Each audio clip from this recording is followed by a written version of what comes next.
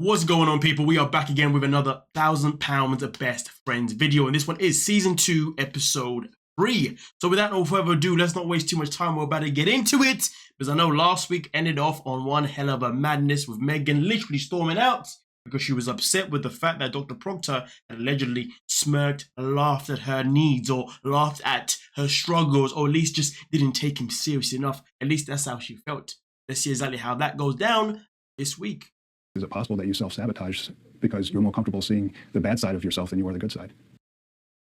That is a good question, man, because there's a lot of people that self-sabotage, you know what I mean, for various reasons, and it's a good shout that he's able to identify that that could be the situation going on with her.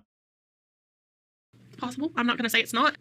So when you first walked in, you were oxygen dependent. You could barely move. You were 498 pounds, right? When I saw you last year after surgery, you had gotten down to 303 pounds. Phenomenal. I mean, listen, phenomenal that she got down to that. I mean, it's phenomenal that she got up to it. But, you know, I'm not one to not state the obvious. But, you know, she lost quite a bit, which was great. And therefore, she was in the right path. And it was her motivating Vanessa at the time, you know. But, yeah, we continue. And it's crazy because the way she motivated Vanessa, removing Vanessa out of her sister's living and all sorts, was such a great thing that she did for her friend. It's a shame that energy, she couldn't put that into herself. Well, she did to begin with, but then she lost it. But yeah, I guess that's where the self-sabotage comes in. Oh, gosh. 316 pounds. Okay. That weight gain, though, man, it's not looking good. I mean, listen, it's been 2 years since she's had a surgery. And obviously, by that time, she's lost, you know, a good amount, you know, over 100 pounds, you know. I'm thinking about maybe 130, I'm not too sure. But all I know is that in life, everybody hits a stagnant point. You know, everybody hits a point where they plateau. You know, so I'm not really going to sit here and go down harsh on Meghan per se, you know, because it's not always easy. You know, you're always going to have roadblocks. And I think the main thing is that she hasn't necessarily relapsed in terms of the case of where she's gone back to 400 pounds. Because if you look at her friend Ashley, actually someone that had the surgery and then ended up putting the weight back on and then some. You know what I mean? Even more. That doesn't necessarily happen with Meghan. You know, so she's still in the she hasn't gone so far. She's not so far gone, which is good. So I mean, she's still on the on that weight where she kind of left off at to a certain degree. You know, and we've just a little bit more. So therefore, the journey is still ready, still raw. If you know what I mean. I hope that makes sense. You know what I'm trying to say? Yeah. Continue. And I want to see you below 300 pounds by the time I see you back next month. That's only 16 pounds. 16 pounds, Yeah. I got this. Yeah. So he's given her a month to lose 16 pounds. That is very doable. I mean, obviously, at her weight, losing 16 pounds is something that is pretty much in arm's reach, you know, because of how much she weighs. You know, it's different if she weighed less. He said that the goal is to get it to 170 pounds. You know, obviously, that's a long-term goal, but of course, you've got to break it down doing steps. And he says, normally, I'd want you to come back after like 6 months, but he wants her to come back pretty much every month. So once a month, you know, and I think maybe he's doing it because therefore it can help her stay on track mentally, you know, but whether or not that's going to work, I don't know, you know, because I mean, for me personally, I'm not someone that really agrees with the scale. I think the scale can be quite diminishing. And I think the scale can really, you know, put people off, you know, if it doesn't go the way they want to, but everyone is different, you know, and I think for me, I wouldn't really be someone that would like to be checked up on, to be fair, that often, but again, that works. Everyone is so different, you know.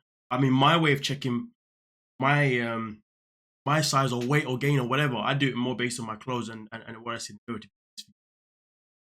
But yeah, other people do pictures, you know, which I think pictures is probably one of the best ways. But anyway, yeah, man, it's going to be interesting to see how this all turns for her. 306 and a half. Have a seat. Let's talk about it. I mean, listen, I'm definitely going to be way much more savvy with Tina. I'm not surprised that she's gained weight. 9 pounds. May not be a lot, but it's a lot because she's now 309. She was in the 200s originally. She's now in the 300s. And when she was in the 200s, that's when she first met Dr. Proctor. And that's when he gave her a plan. And that's a plan that, you know, she was supposed to follow, but she didn't. And the biggest issue that I had with her in season 1 was that she kept using her kids as an excuse. Her marriage is an excuse, saying that I'm too busy being a mother, being a wife, all that kind of stuff. You know, which is pathetic. You know, and she didn't want to do anything last season as well. Activity, she wasn't about that life at all, you know? And that's why I feel like Meghan and Tina living together is just it's a recipe for an abomination. It's a recipe for disaster. It's a recipe for weight gain, to be honest with you, you know? But hopefully Tina's gonna have a new lease of life in this season. But yeah, 306.5. I really hope that she can do better this season, but yeah, we'll see. Surmountable. So if you feel like this is going to be the right thing for you, come back with Meghan, lose 10 pounds, get back down to 296, and we'll do your surgery. But boom. What she's got to do is lose 10 pounds. 10 pounds. So she comes back in a month's time with Meghan. Meghan needs to lose 16 pounds at the time, right? She needs to lose 10 pounds. To lose that 10 pounds, she gets into that 296. Then she'll get the surgery. If she doesn't lose that 10 pounds within the month to get that surgery, it's a myth. What's the point? Like, yo. But we'll see. But I mean, just her face, it just doesn't look motivated at all. Tina's definitely the one that bothers you the most. Actually, yeah, no, Tina's definitely the one. I mean, there's no urgency in her at all, you know, but we'll see. We'll see. Hopefully she can do it. She should do it. Easily doable. In a month. 10 pounds in a month. Come on, man. She's weighing 306. Don't mess about. Come on now. But don't think that I'm ignoring the mental aspect of people losing weight. Don't get it twisted. Come on now. What? Why has he got that? Why is he drinking a milkshake? It's just a milkshake, Vanessa. Jackie, why are you bringing that around? This is my lunch. Well. The demon is back. Vanessa's sister, Roxanne, she's like, I'm not happy that Vanessa had to move out to lose some weight, but I'm happy that she's lost some weight, and I'm happy that, you know, I don't need to look after no more, and she can just do everything by herself. But then, boom, she does what she does best. What she did last season, she's doing it again this season. And to make it worse, she's even targeting the son. And it's crazy because literally, if I was Vanessa, I would legit block my sister from seeing me for a while. My sister needs to go. Like, rah, how can you turn up to her yard? Okay, you see your sister's lost all this weight. She hugs her. She's like, oh, I can get more of my arms around you. But then the second that Vanessa goes inside the house to go get something or whatever, she whips out this big bag. Look at this bag. Look at the size of this bag. She came ready to destroy Vanessa. Came here to ambush her, to ruin everything. And can you imagine what is stacked in it? How many burgers, chips, milkshakes, and all that kind of stuff? And she has the audacity to say that, hey, it's only a milkshake, it's only some fries, this is my lunch. I mean, listen, if it's your lunch, then why is it so big? She should have bought in a portion that was big enough just for herself and not be trying to give it to Vanessa's son. But no, she wants to enable the boy. The boy is morbidly obese. This boy is going to die within the next 5 years if he continues on this journey, give or take. But nah, the demon. Vanessa's sister doesn't give a damn. I started thinking, oh, we haven't seen it so far this season. Maybe she's gone. And then boom, she's back. And she's causing absolute carnage. But you don't know this boy weighed 490 damn pounds. He got one damn milkshake and still his weight. No. I understand why I'm being, upset and everything like that, but it's just a milkshake, and I don't see why she's so overly angry. See what I mean? It's just a milkshake. I don't see why she's so overly... Boy, you weigh 490 pounds and you're what? 19 years of age, I think? He's either 19 or 20 or he's 18.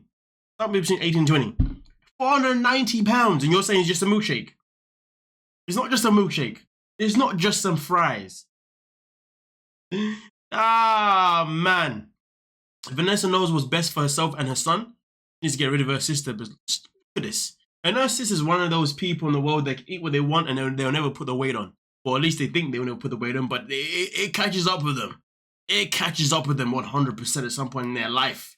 Because understand this, just because you may not look like you are damaging your body on the outside, trust me, the inside is definitely doing its works. And then boom, all of a sudden you're in hospital and you're like, I just don't know what happened to me. And then they tell you it's because you've been eating too much junk food and you haven't been balancing out with enough healthy food and you don't do any exercise. All you do is sit around smoking, eating crap. And that is why you are in the position where you are right now, depending on whatever complication that actually happens. Like, yo, eating food and putting on weight is just as bad as eating food and not putting on any weight, because the damage is still being done regardless. It's just that obviously, yeah, leave it as that.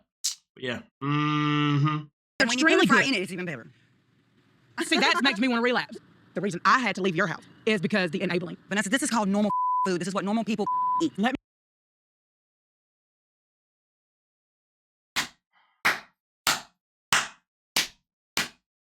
And the award of the most dumbest thing you could ever say goes to Jackie, Vanessa's sister. This is normal food that normal people eat. It's just funny, isn't it? It's funny, isn't it? How unhealthy food, fast food, is normalized as normal food, but healthy food is portrayed as if it's boring, portrayed as if it's it brings you no life, it doesn't make you happy. That is some big BS, man. Healthy food is the normal. Healthy food is what should be normalized. Anything that is normalized in this world is normalized to wipe you out, more or less. But let's not get into that conversation. I'm just putting it out there that the things that are normalized, food, alcohol, these are the things that actually damage you. But hey, if somebody says, oh, I'm going to be having a bottle of water, or hey, I don't drink, or hey, I'm going to have a protein shake, or hey, I'm going to go and have a salad or whatever, people are like, a salad? Boring, isn't it? Protein shake? Oh, water? But there's no taste in it. What? You don't drink? Really? What? Why? I don't know anyone that doesn't drink. What? The reactions that people, I'm telling you now, when I tell people that I don't drink, the reaction that I get is so real. Why don't you drink? I don't like it. And it does nothing for me. It's not good for me. It doesn't make me, and most importantly, it does not make me feel good at all. Do I look like I like to wake up with a hangover or to have a bad taste in my mouth? Oh, yikes, forget that. Do I look like I want to eat crap food and then feel crap after? Hell no. Been sitting in the toilet all day depending on your metabolism? Hell no. Hell no. Her sister is one of those scumbags of this earth that believe that drinking and smoking and eating crap is normalization. No, it's not. It's called killing yourself quicker. Yes. Yes. But anyway, we continue. Not mad, I'm hurt about it, because to see me go through what I've went through and then you're still bringing stuff like that to my home is hurtful. Facts. 100% hurtful, you know? Hurtful as hell. And I like what you said there. I'm you know what I mean? I'm just upset. But, you know, I've lost 5 pounds. So I've lost weight and I'm proud of that, but it's hard. It's hard. It's just not coming off as fast as I would like it to come off. That's not bad. That is good. I mean, come on, man. I don't want to be hearing none of that. Come on. You've been in this journey before. You know it's not always going to be easy 1, 2, 3. It's always going to come off as quick as you like. But then again, at the same time, though, have you been legit with your eating so far, your exercise so far, though? Because one thing that I really dislike, and I'm not saying that this is what actually doing, but you never know, right, is when people are on a weight loss journey and then they weigh themselves after a week or whatever, and they're like, oh, it hasn't really gone down as much as I wanted to go down. But then secretly in the back of their head, they know why it hasn't gone down, is because maybe they did have the odd snack here or there. It could be the case, but anyway, we continue. I don't know, I feel kind of lonely, to be quite honest. You know, there's such a big gap between the weights. I'm still at least 40 to 50 pounds heavier than everybody else. Well, one of the worst things you can do is actually compare yourself to everybody else. She shouldn't be comparing herself to the fact that she's 40, 50 pounds more than anyone else. That doesn't matter. Everyone's journey is different. Even if they were all the same bloody weight, your journey will not be the same as someone else's journey because your body's not necessarily going to be the same. 1, your height could be different. 2, your body fat may be different. 3, you may have more muscle than the other person. You know what I mean? Like, come on now. Like, one thing that should never really be done is it should never be a race about who can lose the most or who can lose the quickest, shall I say, because everyone's different. But at the end of the day, do not compare. That's just my point. Oh my God. Girl, you are melting. I lost 20 pounds. Damn, man. Vanessa been killing it, man. 20 pounds. You better watch out for the demon, though. Yeah, Jackie, her sister, the demon, trying to come in and sabotage her journey. That's crazy, man. She's doing well, man. Just look at the joy. I'll live for this, the happiness. You know what I mean? Even though I'm one of these people, I don't care. I'll say it again. Even though I'm one of these people who say, I don't know how you got there in the first place. Either way, because you finally turn it around, I'm happy for you. You know what I mean? Like, come on. That is brilliant stuff there, just to see someone so happy with their progress. But I really hope that the other girls don't look at and be like, oh, see, you're still going. And then, oh, look at us, we're still not here. No, don't compare. This is why you shouldn't compare, because your journeys are going to be different. And also, you don't know what type of work someone's put. Listen, you can get 4 people, which there is, all at the same weight, which they're not. And you can put them all on the same diet, all on the same fitness plan. And they could do it together, simultaneously together. But I guarantee you, they're not all gonna lose the same amount of weight because you're all different. Come on. And also, let's not forget, it all depends. Your metabolism may be different. There's so many aspects that's gonna be different. You know what I mean? Come on. 44 years, and the only reason you did it was because your doctor told you had to. And you're not giving me any time. You're pressuring me and telling me I gotta change my foods now, or I'm gonna die in a few years. You know, it's not that big. And if it is that, Oh, you made it 44 years. And oh yeah. Bro, you can't be. This is what I'm saying. This goes back to underneath comparing. You're using your mum as an example. Just because your mum survived 44 years being overweight doesn't mean that you're not the same bloody person. This kid, listen to what your mum's trying to tell you here. But listen, of course, her work is going to take some time. It's going to take some time for her to put that into his brain, you know what I'm saying, okay? Because the damage has been done for too long. But the fact that this brother here thinks that he's got 44, he's got 20 plus more years being overweight and then he's going to lose weight, or he's got plenty of time to lose weight in his own time? Nah, you're dizzy. Or as I would have said once upon a time back in my teenage years, I would have been like, nah, you're dizzy, fam. You know what I mean? You're dizzy, fam. What you doing? Nonetheless, though, man, let's continue with the madness. to do with it. You know, you're pressuring me to start eating all these healthy foods and go, you know, to the doctor, get my blood drawn and everything like that. I don't want to do it right now. I'll do it whenever I'm ready. Whenever I want to do it for myself, because it's my body and I can do it when I want. Bruh. Vanessa be sitting there driving, thinking, boy, if you don't show them, but give it all blah. Nah, listen. On a serious note, though, that the boy needs to pipe himself down. Nah, don't be doing that. Nah. Your mom's trying to help you right now. You know what I mean? But like I said before, he's a young kid. You know, pretty much a young adult, teenager, whatever. And it's gonna take some time. But sadly, the sad truth, though, out of what he just said, is that you kind of have to wait until he wants to do it in his own time. Because there are so many people who are traumatized from their parents trying to force them to be healthy from a young age, you know? And that's where then actually tells them to actually end up being obese and then some. So that's something that obviously, you know, what we don't want, you know what I mean? So sadly, to be fair, Vanessa can try and help him and motivate him and push him, but at the end of the day, you know, it's gonna have to come down to him wanting to do it. That's just the grand scheme of it. But I can understand for her not wanting to wait for him to want to do it because she doesn't want to have to end up burying her older son. Which is a good point. Where's the younger one? We haven't seen the younger one yet this season, you know? In category of morbid obesity, your BMI is 63.6. There's 11 type of cancers related to morbid obesity, so we have to be very serious. Key word, very serious. Well, that's 2 words, isn't it? Key phrase, very serious. 63. That's no joke. People who are on moderate obesity, the life expectancy get reduced by 11 years. That's scary as hell. My daddy died at 55. I just got my life back together. You know, the cycle has to stop somewhere. Facts upon facts, the cycle has to stop somewhere. And I guess Vanessa has started that at this moment in time, you know? But of course, I guess when she said dad, I mean, I guess she was referring more to the men, not the women.